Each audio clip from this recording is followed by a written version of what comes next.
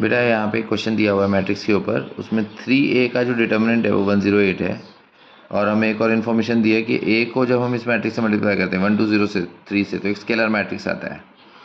ठीक है, तो यहाँ पे A का ऑर्डर 2 क्रॉस 2 होगा, तो A के एलिमेंट्स को ABCD मान लेते हैं, फिर मैट्रिक्स मल्टीप्लिकेशन करते हैं।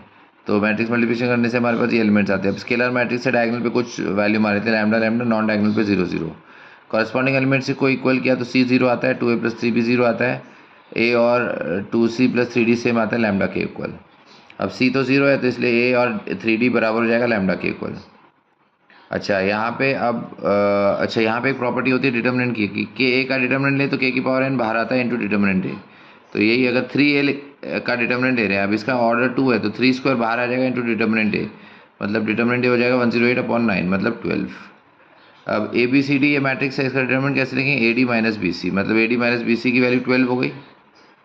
अच्छा A और इसका प्रोडक्ट करने पे लैम्डा 0 0 लैम्डा था, तो अगर दोनों तरफ डिटर्मिनेंट लिया तो ये भी इसके इक्वल आएगा, मतलब 12 और ये 3 और ये लैम्डा स्क्वायर के इक्वल होगा, मतलब लैम्डा स्क्वायर 36 आता है, तो लैम्डा की वैल्यू ±6 आएगी।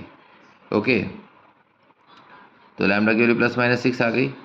अच्छा उसके बाद यहाँ पे अब हाँ AD - BC की वैल्यू 12 थी, C को 0 डालता तो AD 12 होता है, और A यहाँ पे हमने 3D निकाल लिया था, मतलब A की जगह हम 3D रख देते, तो A की जगह 3D रखा तो 3D स्क्वायर 12 हो गया, मतलब D स्क्वायर की वैल्यू 4, तो D की वैल्यू ±2 आती है। तो बेटा इसमें हम दो केस मान लेते हैं, C तो 0 था, अगर D को 2 रखा तो A का वैल्यू 3D, मतलब 3 × 2 6 हो गया, और 2A - 3B के इक्वल है, A का वैल्यू 6 पुट किया तो B का वैल्यू हो गया -4, तो B -4 हो गया। 6 - 4 C 0 है और D 2 है। केस 2 में हमने D को -2 लिया, तो A का वैल्यू 3 × -2 मतलब A का वैल्यू -6 हो गया।